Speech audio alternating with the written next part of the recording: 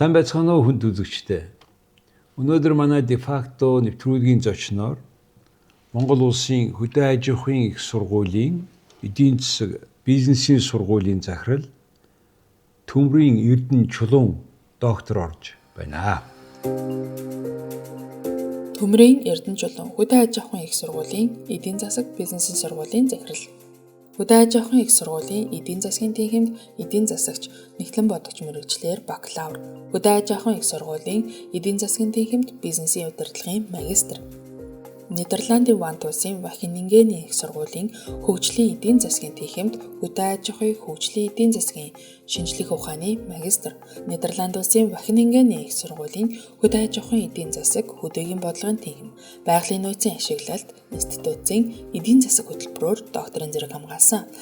Хөдөө аж ахуйн их сургуулийн эдийн засгийн онлайн тэнхимд дагалдан багш тус сургуулийн гадаад харилцааны Европыг хариуцсан мэргэжилтэн, Швейцарын хөгжлийн агентлаг, техникийн зөвлөх, бэлчээрийн хамтын менежментийн хэлтсийн дарга, Нидерландын Вант улсын Вахинингений их сургуулийн докторант судлаач, байгаль орчин хөдөө аж ахуй эдийн засгийн хүрээлэнгийн захирал, хөдөө аж ахуйн их сургууль, хөдөө аж ахуй хэрэглээний эдийн засгийн тэнхимийн ахлах багш, Агрын баг хөтөлбөрийн үндэсний зохицуулагч, хөдөө аж ахуйн их сургуулийн эдийн засаг бизнесийн сургуулийн эрдэмтэн нарийн бичгийн даргаар тус ажиллаж байсан.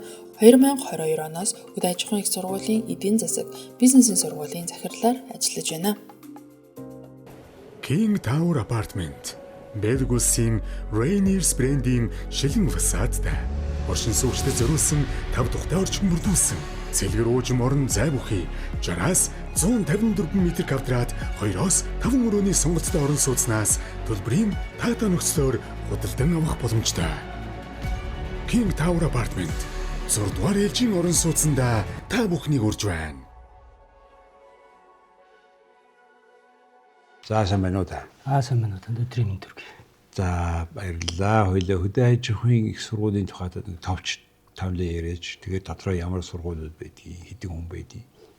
За баярлалаа. Тэгэхээр манай хөдөө аж ахуйн их сургууль бол одоо манай Монгол улсын ууган сургуулиудын нэг. Тэгээд нь хөдөө аж ахуй, хүнс, хүрээлэн бууртны чиглэлээр одоо үйл ажиллагаа явуулдаг төрийн өмчийн томоохон ганц сургууль байгаа. Тэгээд байгууллагатай 60 гаруй жилийн түүхтэй. За манай сургууль дотор нийтдээ нэг 6 бүрэлдэхүүн сургууль байдаг.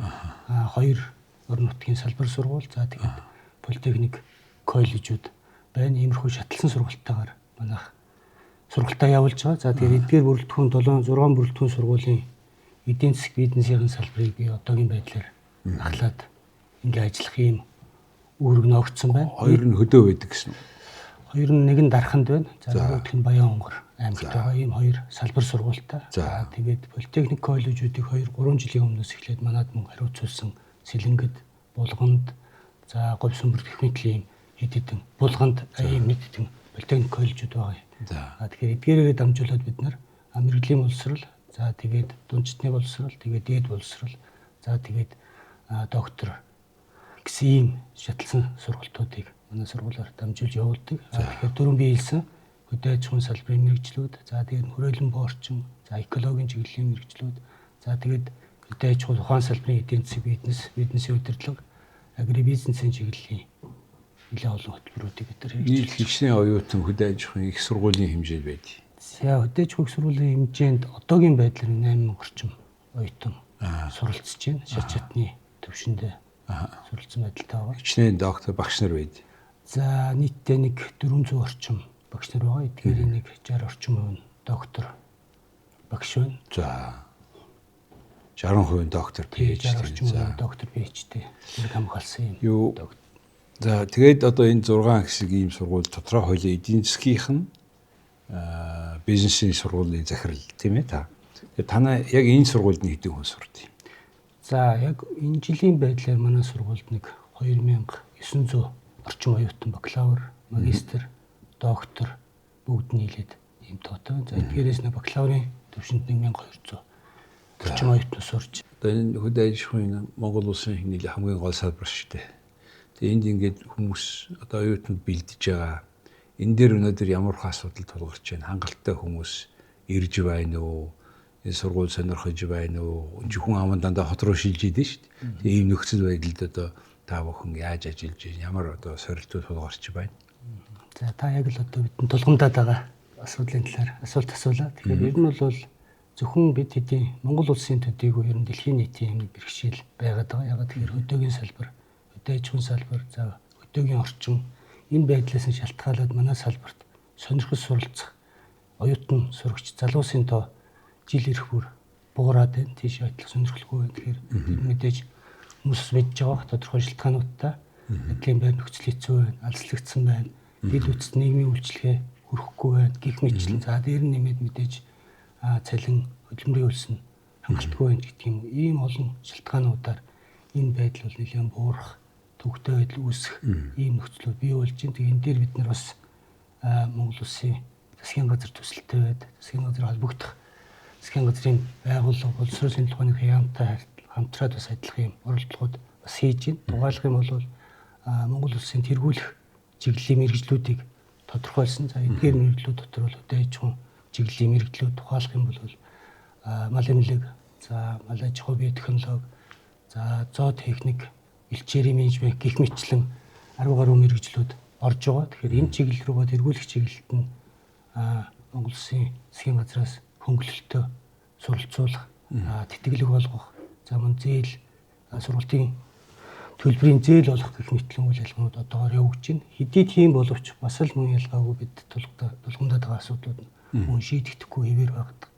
Тэгэхээр яг энэ нөгөө талаас хэдийгээр суралцах орчинд бид нар тэтгэлэг өгсөн ч гэсэн оюут ирэхгүй байна гэдэг нь дахиад нөгөө ажиллах орчин болохгүй байна. Дээр нь тэнд очих ажиллах хөдөлмөрийн цалингийнх нь өшөөрөх нь бас болохгүй байна гэсэн зүйлсүүд бас бид хэдий хийсэн хөдөлмөрийн зах зээл дээр хийсэн судалгаагаар ажиглагдаад байгаа юм л да. Тэгэхээр энэ дээр одоо ингээд хөдөө амьдрахад илүү баян болдог тийм ээ. Тэгээд одоо дэлхийд чинь тийм болчиход байна шүү дээ. Одоо хөдөө аж ахуйн үр дүн, бүтээгдэхүүн, бүтээмж нь өндөр болоод ирэхлээр тийш хүмүүс очиж ихэд тэгээд очиж чадахгүй тийм бас байдалд улс орнууд орцсон байна. Таны мэддэг та олон жил болсон Нидерланд тийм байгаа тийм ээ. Яг л хөдөө очиод их аюу ашигтай. Нөө бүтээмжийн эрс нэмэгдээд одоо жишээл дэлхийн одоо сарнай цэцгийн тюлип тийм хонгор зул цэцгийн одоо тал нь гэтэл одоо ганцхан тэр Нидерландаас яваад Нидерландаас өглөө болгон дэлхийн баг том орон хот руу болгон онгоцсон ш дүүрэн цэцэгтэй. Тэгээ тэр цэцгийг оролдож байгаа хүн чинь шал өөр орлоготой юу хатын хүн. Тэгэхээр бид хизээ тийм болох юм. Яаж та одоо энийг тэр яаж энийг одоо ингээд дүрсэлж харж байгаа та бүх. Хизээ бид зөндөө холдоо тэ мэдээж бид нар цөөн хүнтэй том нутагтай хөдөө аж ахуйн эрчимчүүдтэй болгох энэ төргээд энэ чиглэлээр тэгээд хөдөө аж ахуйн ашигтай байхаар л болохгүй бол танай сургууль оролцъё гэсэн хүн байгуулна шүү дээ. Тэгэхээр энэ талаар та юу бодож явдаг хүн бэ? Зөв та одоо маш чухал дээр нь бас бид хэд одоо миний хувьд бол бас мөрөөдөл гэж хэлж болохоор тэр асуултын талаар асууж байна. Яг тухайн тэр сайхан улсад суралцах амьдрах тийм боломж надад олдсон. Тэгээд тэрэндээ их талархаж явдаг. Тэгээд тэрэндээ сурч мэдсэн зүйлсээ бас тодорхой хэмжээгээр хэрэгжүүлэх юмсан. Бас одоогийн байгаа энэ ажил маань тэрийг хэрэгжүүлэх бас тодорхой хэмжээний боломж олох юм болов гэж бодож явдаг. Тэгэхээр одоо харьцуулаа харах юм бол мэдээж яг өдөр шөн шиг ялгаатай орчны хувьд бол гэхдээ таны сая хэлдгээр хүрэх боломжгүй бол биш. Хэдийгээр уртч байна уу, богино ч байна тодорхой хугацаанд бол бид нар тэр лөө хүрэх боломжтой.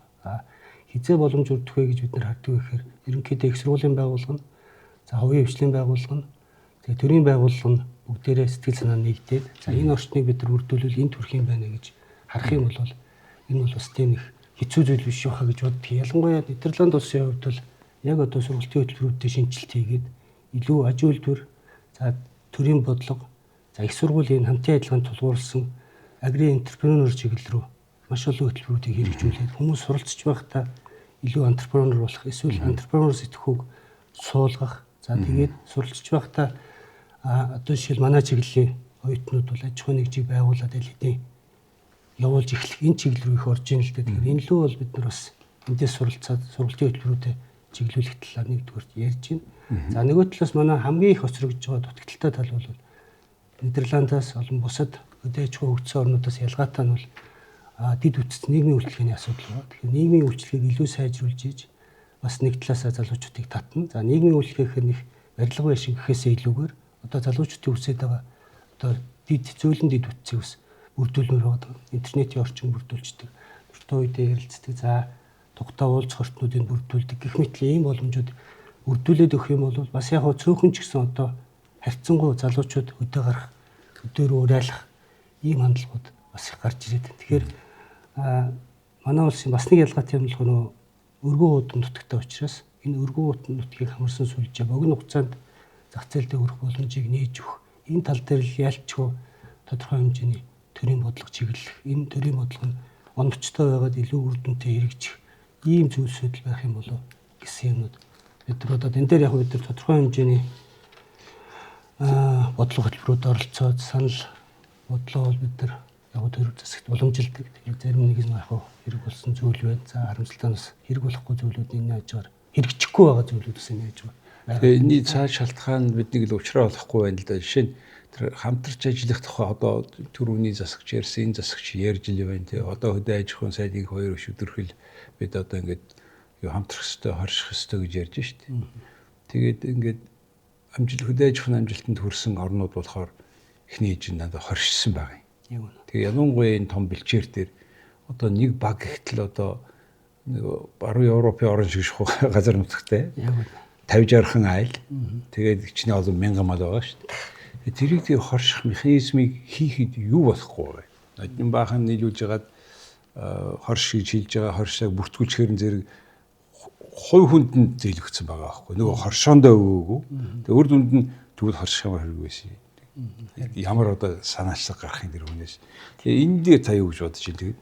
Яг үнэ одоо ерөөсөө л одоо ялангуяа энэ тархаа утархаа өргөө удам нутагтай газар нутагтай олон тооны толгой малтай за малыга тоотой харьцуулах хариуцсангүй 100 тооны малчин өрхтөө тухайд бол хоршил бол зайлшгүй шаардлагатай. Мэдээж одоо манай хуулиндаа байдаг хоршоо энгийн оршоос дундын оршоо буюу аж ахуй хувийн хвшилтэд хамтарсан оршоос зайлшгүй шаардлагатай байгаа юм л да. Бид тэрний одоо жишээ болгоо яриад байгаа Нидерланд улс гэвэл нэг өөрөөр бас гайхалтай. Бүх төрлийн төвшин дандаа хоршоон төр тулгуурласан тэр бүтц дээр тулгуурсан байдлаар хөгжлөний яваад байна. Тэгэхээр энэ бол гарцаагүй бид эднийг хийх ёстой ажил юм шиг.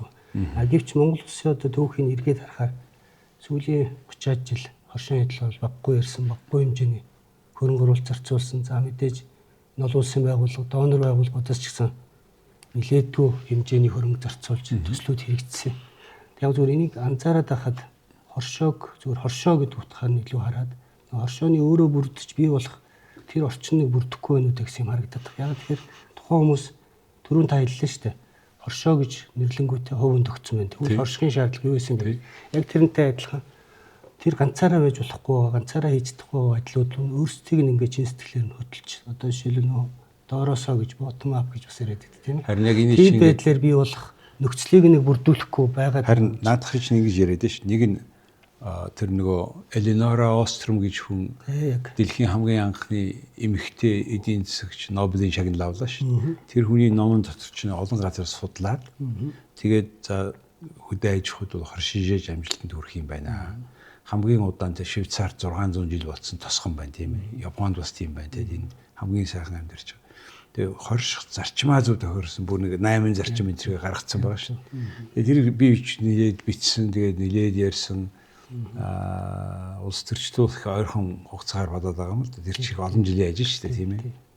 Тэгэд яг энийг хийхэд одоо та нар оролцсон юм байна уу? Судалсан юм байна уу? Одоо яг сая ярьсан юм сонгуул утгаараа хорших тийм аль нэг тийм ямар нэгэн судалгаа хийсэн үү? Тий. За энэ төр бол ер нь судалгаанууд нэлээд байгаад байгаа. За яг зөвөр би өөрийнхөө илүү ярихад миний одоо таны яг дурдсан тэр Эленор Остром гэж хүний тэр Нобель авсан бүтээлийг би өөрийн докторийн ажлыгтаа бас мөрдлөг болгож ажиллаад тэр хүний гаргасан тэр коллектив экшнийг бүрдүүлэх үе хүмүүс хамтран ажиллах одоо ийм байгалийн нөөц тулгуурласан байгалийн нөөцийг ашиглах хамтлаг бүлэг, малчны бүлэг эсвэл хоршоо эдгээрийг бүрдүүлэхэд ямар зарчим байдгийг нөгөө талаас эдгээр нь доктортой ажиллах одоо илүү яг үр дүнтэй явахын тулд ямар зарчим байдгийг бэ гэдгээр нь харьцуулж Монгол улсын төвшин судалгааны тийм оролдлого хийсэн. Тэгээд дөрөвчийн таны хэлсээр үндсэн 8 тэгээ 32 энэ дээр нэмээд 10 агравал гэдэг эрдэмтэн бас нэлээд олон улсуудыг харьцуулсан ийм судалгаанууд байгаа юм л да. Тэрүүгээр үзэхээр зөвхөн миний судалгааны дүнгээс харахаар энэ дээр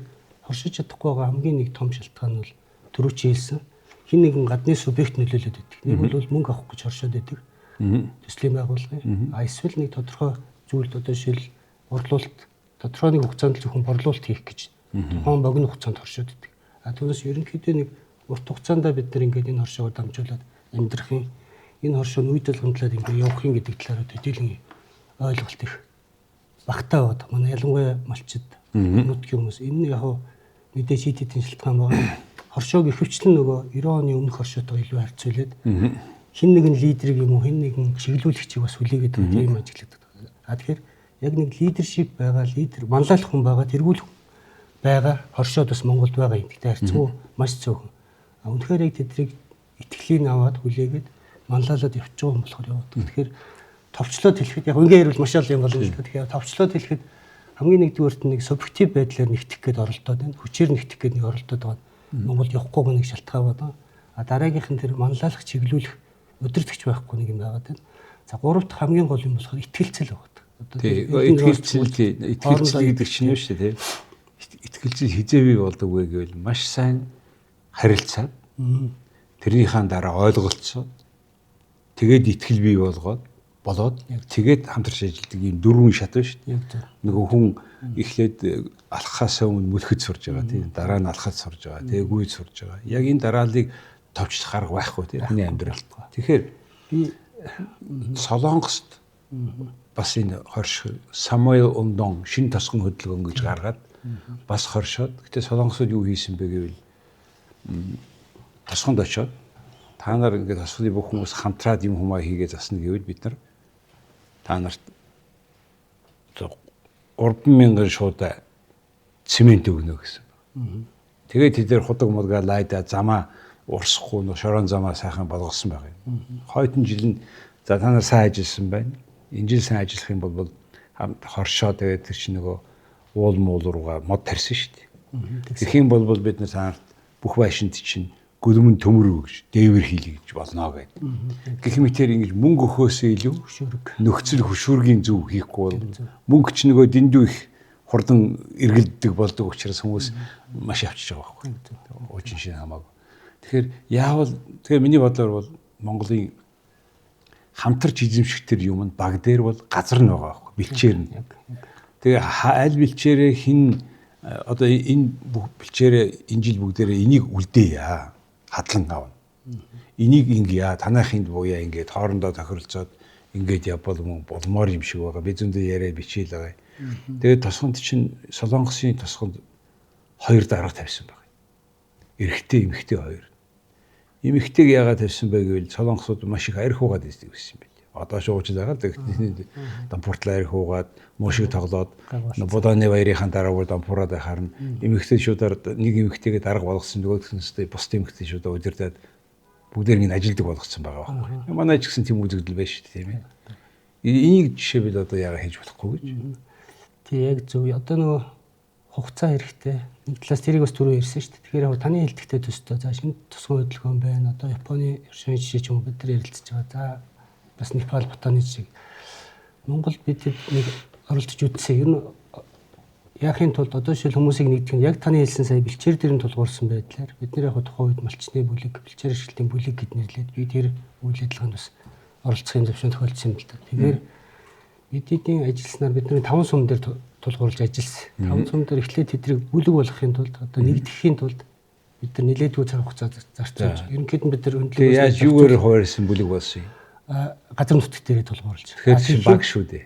Баг болохоор ингээд байгаа. Баг жаахан ялгаатай байгаа. Ягаад тэгэхээр бид нар багаар болохоор илүү нэг захиргааны администрашн удирдлагын баг болоод байгаа. Бэлчээр болоод ярингуут багийн хилээс ялгаатай болчихж байгаа. Яг багийн хилээс нөгөө бэлчээр нь бол тухайн хүмүүсийн уламжлаад нутгалдаг, үлжээ, хаваржаа, цуслан улирлын дундын гээд явахаар ерөнхийдөө нэг юм тогтцсон хэв маяг бас байгаад байна.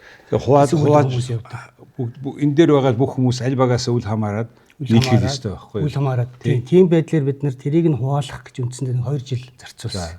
Эхлээд очингууд хүмүүс ерөөс хүлээж авахгүй тийм гэж юу гэдэг. Одоо наадвал ч бэлчээр хөвчлөх гэж байна. Болохгүй гэсэн байдлаар эхэлж ойлгож байгаа. Тэгээд нөхдүүд ингээд тайлбарлаж яриулж байгаа ойлгоч. За энэ коллектив экшн чинь ингэдэг ингээд ер нь бол нөгөө сая хэлсэн дурдсан дээр Эленор Острмон зарчмыг л яриад байгаа юм л. Тэгээд тийм байдлаар орхиод явчихж байгаа. Тэгээд дараагийн удаа уулзахаар бас нэг бодцсон байгаа. Тэгээд нөхдүүдтэй ингээ ярилцаад хоорондоо маргалдаад зөрчилдөөд тэгээд эхлээ цаасан дээр ноорог байдлаар зураг гаргаад ирэнгүүт аянда та бичээр жишээлбэл хотелээр яваад нэг газрыг ашигладаг. Тэднийхэн дээр голын тэмдэл буудаг шүү дээ. Ингээ ерөнхийд нэг юм нэг баримж аам зураг гараад ирчихсэн. Тэгээ ярьсаар хагаад ерөнхийд нь 2 жилийн дараагаар тодорхой төвшөнд хүрээд тогтоод тэр зургаа зураад тэгээ энийг албажуулахын тулд бас яг манай тэр юуны газрын холбогдох агентлаг байгууллагууд оролцоо. За мөн Швейцарын хөгжлийн агентлаг, нэгдсэн үндэсний байгууллагын хөгжлийн хөтөлбөр гэх мэтлэн үндэсний аж ахуйн хөгжлийн энэ байгууллагуудын оролцоотойгоор нэг тийм юу албажуулах оролдлого хийсэн. Олон талт гэрээ байгуулсан. Малчны бүлгээ байгуулад малчны бүлэг нь сумын газрын даамалтайгаа, сумын захиргаатайгаа тэгээд бусад нөгөө хилэлж байгаа бусад бэлчээр эрхлэлтийн бүлгүүртэйгээ гэрээ хийгээд тухайн бэлчээрийг ашиглах, үр ашигтай ашиглах. За мөн мэдээж тухайн бэлчээрт хөрөнгө оруулалт хийх ийм гэрээ байгуулаад тэгээд тухайн хил дотор тэд нар ажилланаа, энэ дотор үйл ажиллагаа явуул. Тэр бол харьцангуй бас их болохгүй ш боломжтой. За тэгээ юу болсон? Одоо яг хуу энэ амжилтаа энэс хойш бол яг хуу энэ дээр Швейцарын хөгжлийн агентлагаас төсөл хэрэгжүүлээд өргөдсөн баг 13 жилийн хэмжээнд төсөл хэрэгжүүлсэн.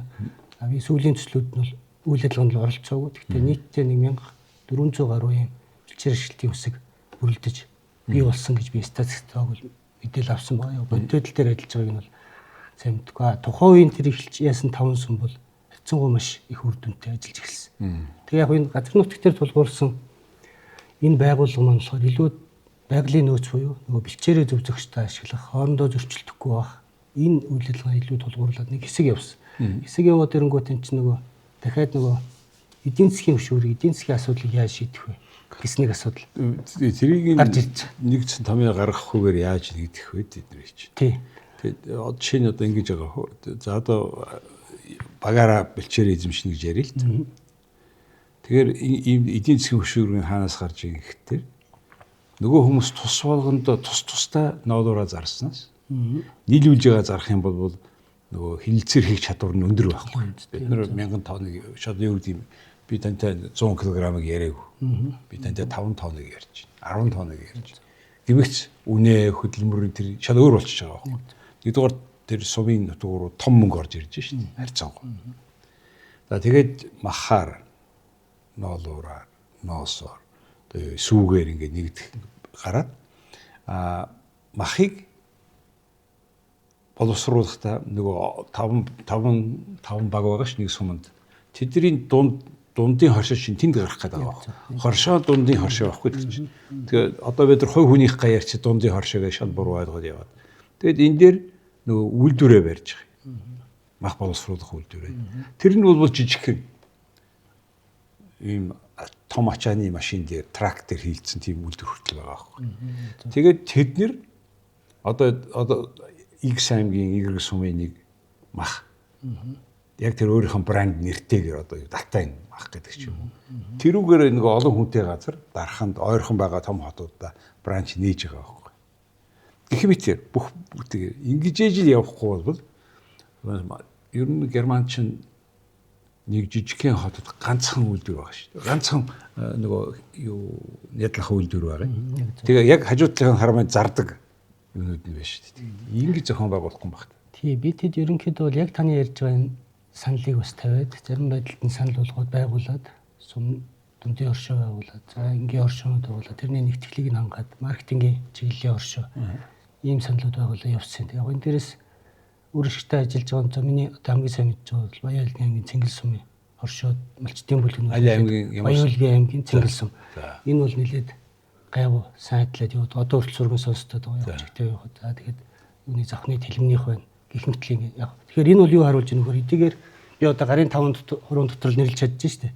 Цөөхөн ч гэсэн боломжтой харагдаад байгаа. Сая яг байдлаар явал. Тэгээд энэ дээр нэгдээд тэгээ энэ дээр яг бас дахиад дурдмаар байгаа. Ер нь бол орон нутагч гэлтгөө одоо манай Монгол улсад чадварлаг хүний нөөц, чадварлаг одоо яг манлайлаад явах тийм хүмүүс их дутагдaltaй байна. Одоо саяын таны хэлээд байгаа, бичээрийн хэлээд байгаа нэг жижиг үйлдвэртэй баг. Жишээл нэг Европ эслэг үйлдвэртэй нэг үйлдвэртэй баг. Эсвэл нэг эцсийн бүтээгдэхүүн үйлдвэрлэдэг махны чиглэл юм.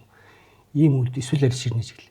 Ийм үйлдвэртэй байхын тулд зайлшгүй нэг тэрийг одоо би энэ чадна гэж хөтлөөд явах. Тийм чиглэлийн хүмүүсээс их дутагдaltaй байгаад нь үл гэж харагдаад. За тэгэхээр тийм хүмүүсийг та нар бэлдэж гин үү? Танаас сургуулийнхаа хувьд. Тий, би тэд одоо яг энэ чиглэл рүү ер нь түрүүчийн сүүлийн 2-3 жил сургалтын хөтөлбөрүүдэд нэлээд өөрчлөөд түрүүчийн дурдаас илүү үйлдвэрлэлтэй холбогдсон байдлаар одоо илүү энэ чиглэл рүү манлайлж ажиллах чиглэлээр бэлтгэхээр сургалтын хөтөлбөрүүдэд шинжилээд ингээд явж гин зүгээр яг одоо бол би яг зоригтойгоор одоо нүүр бардам бэлтгэж чадж байна гэж бол хэлж чадахгүй байна л да. Тэгэхээр энэ лүү бид нар шилжүүлж нэг талаас нөгөө талаас би танд нэг сонирхолтой гэх юм уу статистикод урд манайхаар нийт төгсөгчдийн нэг 54 орчим хувь нь яг мэрэгдлэр ажиллаж байгаа. Манай эдийн засгийн бизнес удирдал агр бизнесийн чиглэлээ шүү дээ. Гэхдээ төгсөгчийн 80 гаруй бараг 90 орчим хувь нь төгсөнгүүтээ шууд ажлын байртаа болчихж байгаа. Тэгэхээр энэ хоёрын завсар яаж нөх мэрэгдлийн бус ажил хийгээд байна гэсэн нэг гарчиж байгаа. Дахиад энэ 54%-аас нэг 20 хүрэхгүй хувь нь л өдөө орон нутагт очиж ажилладаг. Тэгэхээр дахиад л энэ лүү юу хэлэх гээд байна вөхөр нөгөө нөхдүүдийн одоо сонирхлыг төрүүлэх үс байдлыг тэр газар яаж явах вэ? Тэр лүү хөтлөх чиглэлээр бид нар юу хийх ёстой бэ гэдгээр сургууль босч байгаа. Сонирхол ганцхан үед л төрнө. За. Бизнес байна уу юу? Мөнгөтэй байна уу юу? Мөнгө олох уу юу гэдэг. Бусад бүх юм орхиод янз бүрийн байгаад байх л. Гэтэ бүх факторууд орхиод гол нь чи нэгэ хийхээ байж хуу юу гэдэг. Яг. Хамтраад байж юм байна гэдгийг ойлгох хэрэгтэй байна. Тэхийн болвол тэнд боловсон хүчин бол тэр чигээр олно. Яг. Ашигтай л байхгүй. Манай одоо тэгэхээр яг та яг л голыг олж хэлж л одоо түрүүчээсэн тэр 20 орчим хувь нь ажиллаад байгааг ихэнх нь дандаа газар тариаллын салбарт ажиллаж байна. Газар тариал яваад газар тариаллын салбар бол харьцангуй бизнес чирхлүү шинжилсэн. Тэгэхээр бизнесийн чиглэлээр орцсон байна л. Одоо тэгэхээр бид нар мал аж ахуйн салбарыг энэ чиглэл рүү яаж оруулах ёстой вэ гэдэг. Энэ бол зөвхөн их сургуулиас гадна одоо энэ дээр илүү олон талын оролцоо, хувийн хвшлийн хөрөнгө оруулалт, хувийн хвшлийн тэр хөрөнгө оруулалтын таатай нөхцөлийг одоо төрийн бодлогоор бий болгосон энэ нөхцлүүдийг л бий болгомоор санагдаад. Энэ дээр бол боломжтой. Одоо жишээлбэл түрүүчээ эхлээд механизмыг бий болгоод яг тэгээ тэр механизм ч ашигтай гэдгийг ойлгуулаад тэр механизм яваад эхлэхээр сайн ярьсан юм тэрүү бий болно л доо. татаад тийм. Та хоёр нийлээд 8 хийсэн, бид хоёр тустай хийсэн хамаагүй юу ашигтай шүү дээ. Тэгээ бид нартай ингээд одоо ноолоор авдаг хүн чин дээр очиж ярьж байгаа нэг хэдийг авчна. Дараа нь удлаа өнө ярьж байгаа тань дээр очиод үнийг бос бууруулахыг бодно тийм биз бизнес имиж. Тэгээ энэ нөхцөлийг бид Монгол улс өөрчлөхгүй бол хүн амьтын ч одоо хөдөөнөөс хот руу зүхтаад хотоосоо гадагшаага зүхтаад дуслаа шүү дээ. 10% нь гадагшаа гарцсан байж тээ улсын. Тэгээд одоо ингээд гадаадын орнд нөгөө хүмүүс хизээ ирэхийг бүүмэд 3 дахь үедээ ирдэг юм гэсэн. Гэхдээ зөвхөн хөрөнгө оруулагчаар ирнэ үхэхээс биш өөр амьдрах гэж ирж чаддгүй гадаадын хүн болчдөг байна л да. Тэгээд энийг бас том зургаар харахгүй бол 3 сая хүнтэй тэгээд 10% нь гарах цааш болж шүү дээ одоо бид нар тийм. Тэгэхээр яг энэ механизмыг л тэгээд яаж баяжиж болох тухай тэр хичээлийг танах хөдөө аж ахуй дээр яаж баяжих вэ гэдгийг танах зааж иж танах руу хүн цуг шүү дээ. Тийм яг зөв энэ дээр тэгээд ер нь бол бид нар уламжлалт байдлаар бол түрүүчийн 6 сургууль дээр чинь нийтдээ манай дээр зөвхөн манай дээр 17 хөтөлбөр байгаа. Тустай юм хөтөлбөрүүд яваад байгаа. Тэгэхээр энэ дээр бидний хувьд юу хийхээр зорж ийнө нөхөр хөтөлбөрүүдийн нэгдлийг их хангах. Жишээлбэл эдийн засгийн чиглэлээ мэддэг, мал үржлээ мэддэг, агрономос ийм одоо энэ төр одоо олон мэрэгжлийг агуулсан ийм мэрэгчлэнүүдийг илүү бэлтгэж бас бид нар энэ дээр өсөлтөх тэр чадварыг одоо яриад байгаа тэр хоршооны хүмүүсийг итгэж үншүүл дагуулж явах ч гэдэг юм. Тэгэхгүй нэг агроном очихоор агрономын чиглэлээ илүү хийхээс биш эдийн засгийн бизнес орхиж идэг. Эдийн засгийн бизнесийн өмнө очихоор тэр чиглэлийн яхаас тэр технологи гарцсан нэг ийм юм дээр бид нар сургалтын хөтөлбөрийг илүү чиглүүлээ гэсэн нэг юм бас яваад байгаа. Тэгээд энэ дээр яаж нэг талаас тэр чинь технологио юу хийх юм мэдэх. Хаан зархаа мэдэх хэрэгтэй. Тэгээд тэрийг яаж удирдах мэдэх хэрэгтэй гэсэн нэг ийм байдал руу ер нь илүү сургалтын хөтөлбөрийг чиглүүлээ. За тэр ийм орон зайн эдийн засгийн тухай ярьлаа шүү дээ тийм ээ. Жишээлбэл хотод байгаа ойрхон одоо аймагч нэг хөгжихгүй тийм. Төв аймагч нь цөм хийчихгүй шүү дээ. Жишээ хүмүүс наашаа яриад шүү тийм үү хот руугаа. Энийг одоо ийм хэдэн километр дотор хичнээн хүн байж эдийн засаг бий болох вэ гэдэг нөгөө spatial economy буюу энэгээр ч бас дахиад Нобелийн шагнал авсан хүмүүс байгаа шүү дээ тийм. За энэ тухай үндсэндээ зарим асуудлыг ярьлаа. Дараагийн нэг асуудал бол та бүхэн Монгол улсын махны экспортын тухай та судалгаа өөрөө хийж исэн байлээ. Таны бичсэн ном зохиол байна лээ. Тэгээ энэтэй холбоотой Монгол улсын жишээлбэл махны экспортыг хийхэд өмнөөс ч одоо Оросд танай малч өвчтэй шүү дээ хичнээн жил хэллээ шүү дээ. Тэгээд үнэхээр тийм өвчтэй байдаг юм уу? Тэгээд тэрийг яаж эмчилдгийг, тэр эмчилж байгаа механизм нь ямар байдгийг, нэг хэсэг чинь хэдхэн яамтайгаа ойрхон хүмүүс л өөрсдөө тэр 9 шидийн вакцина оруулж ирэл босон болоогүй бүх малд шахаад байна гэсэн юм яриад улс орон даяар гарсан шин. Тэгэхээр Монгол улсын махны экспортыг ихэд юу болохгүй вэ? За бид хэд яг нөгөө хоёр хөрштэй тулгуурлаад экспортлохын тулд юу анхаарах вэ гэдгийг биднес эрхлэлт зориулсан тийм гарын авалгын зүйлсийг боловсруулсан. Тухайн үед бол мэдээж та сая дурчлаа. Хамгийн төвхтөө бэрхшээлтэй юм бол нөгөө Аз зэрэглэлийн буюу малын гоц халдварт өвчний асуудал байдаг. Тэр гарчих юм бол манайхаас нөгөө худалдааныхаа улсын худалдааныхаа юугаар хаалттай үгдээд хаа борлуулж чаддгүй нэг ийм асуудал байна. Нөгөө талаас энэ бас таны асуултаар басан үнэх юм худлаа юм уу? Тэгэхээр бид нар өвчнгөө гэдгээ батлах тал дээр бас чадахгүй яваад байгаа нэг ийм суур асуудлууд байгаа. Тэгэхээр өвчнгөө гэдгээ батлах, өвчнгөө бүс гэдгээ батлах, өвчнгөө байхын тулд хамгаалалттай хийн ажлууд дээр бид нар бас төдийлнэх одоо хүртэл ерөнхийдөө тийм яагаад тийм юу ажиглалгаар юу нь болохгүй чадахгүй байгаа шиг байна. Яг зөв би бол эдийн байх шиг байна шээ байгаа. Тийм байгаа юм. Малын эмч байхгүй бай. Хөрөхгүй бай. Тэр хүмүүс ч өөрсдөө мэдсэн мэдээгүй тариа хийчээд тэр нь ямар янз бүрийн маягаар хүн дээр очиж байгаа ч юм уу юм шиг байгаа. Энийг зохицуулах системийг яаж ажиллах юм? Тийм. Тэгэхээр би нөгөө эдийн засгийн талаас нь илүү яриад байгаа. Гэхдээ юу талаас нь мэдээж тэр санаа сургуулийн үндсэн санааг л дагаа штэ Монгол улс чи. Тийм. Манай сургууль дээр яг зүгээр энэ дээр хэлэх манай сургууль дээр мал эмнэлгийн сургууль, мал эмнэлэг биотехнологийн сургууль гэж байгаа л да. Тэгээд энэ сургууль бол яд вөхөр сүүлийн үед бол эзэлтийн том маш их өсөж байна. Ер нь бол квота даваад дандаа орж ирж байна. Тэгэхээр энэ дээр бас харьцангуй би бас хэлэх хэрэгтэй. Харьцангуй бас бодлого сайжирч байна. Тэнд сонирхол байна. Ягаад тэгэхээр төгсөгчд нь их хвчлэн орон нутагт очиод хувийн мал эмнэлэг байгуулад ажиллаад байгаа. Тэгэхээр тэн дээр тэр мал эмнэлгийн бизнес дээр бас нэлээдгүй хэмжээний төрийн дэмжлэгүүд татаасууд байгаад байна. Эмчилгээнд дээр нь одоо вакцины үнэгүй хангаж маш зөв. За хувийн эмнэлэг байгуулж байгаа юм байна тийм. Тэгэхээр тэр чинь хамгийн зөв механизм. Тэгэхээр энэ бол харьцангуй одоо би нөгөө эдийн засгийн талаас нь гэдгээр харьцангуй зөв голдрол руу ороод байна. Ийм чиглэлийн адилын байр зах зээлийн төлөвийг дэмжсэн бодлогод байх юм бол бас явчих гээд байгаа юм шүү гэсэн тийм саналуудыг бид нар бас хэлээд байгаа. Наад дээр шин мал эмнэлэг одоо малын эмнэлэг тийм. Хүний эрүүл мэнд болбол малын эрүүл мэнд.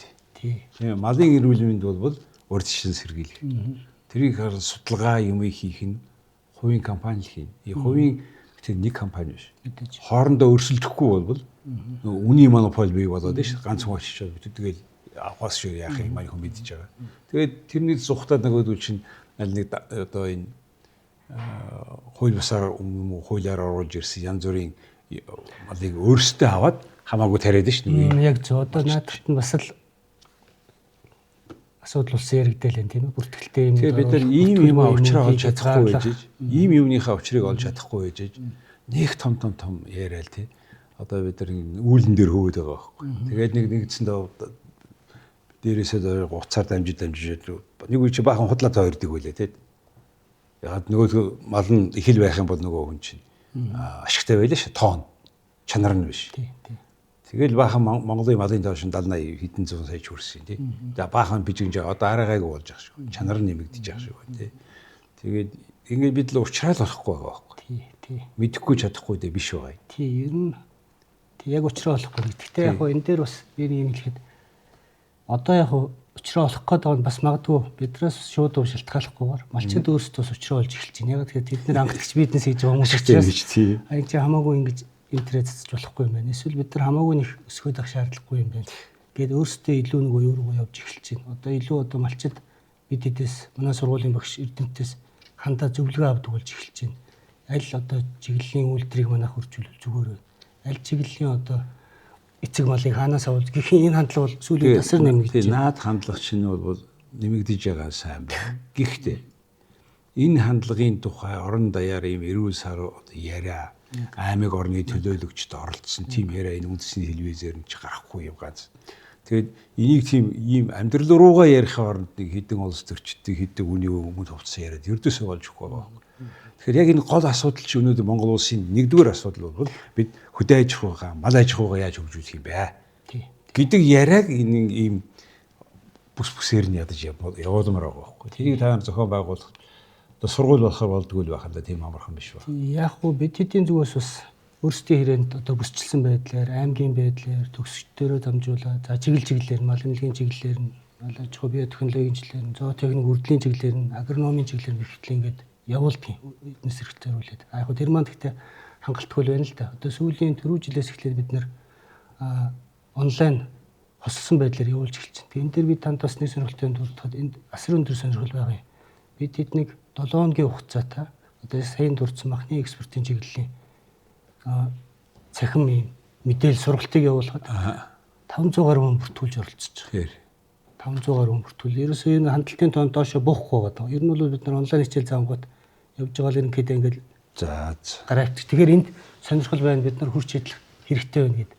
Бүх юм байгаа. Сонирхол байгаа, мэдлэг байгаа, зохицуулаад, хослоод хэрэгжүүлж чадахгүй байгаа өнөөдөр Монгол улсын асуудал яваад байна шүү дээ.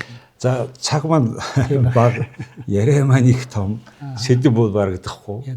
Тэгвэл манай яриа болгон шийдвэр гаргах ёсгүй л дээ. Энэ дээр бол асуудлыг гаргаж тавьж байна, харж байна гэдгээр өөрөө нэгдүгээр алхам хийгдэж шүү дээ. Тэгээ энэ чиглэлээр бол сонирхолтой яриа боллоо. Тэгээ би бас дотроо танай бусад салбарын чинь хүмүүстэй уулзаж ярьж ажлуул дээр байх гэж бодож байгаа. Тэгээд манай нэвтрүүлэгт оролцсон танд талархаж байна. За маш их баярлалаа. Би бас яг тантай санал нэг нь ягаад хэрэн дээр маш их зүйл яригдахаар байна. Тэгээд би ганцаараа мэдээж ярьж барахгүй. Нөгөө талаас манай сургууль дээр бол бас нэлээд их хэмжээний, асар их хэмжээний мэдлэг байна, мэдлэг хөрөмтлөгдсөн байна, үр дүн гарсан байна судалгааны. Тэгэхээр энийг бас дамжуулаад түгээж өгөхийг туслаачаа гэж хүсэж байна. За баярлалаа. За хүнд үзэгчтэй өнөөдөр бид одоо Монгол улсын хөдөө аж ахуйн асуудлуудын тухай ярьлаа. Түүний дотроо энэ орон зайных, тэгээд махны экспорттой холбоотой энэ талаар судалгаа хийсэн, мөн энэ талаар боловсон хүчнээ бэлдэж байгаа хөдөө аж ахуйн их сургуулийн бизнес эдийн засгийн сургууль гэж байгаа дотор нь түүний захирал ноён Эрдэнэ Чулуунтай ярилцлаа.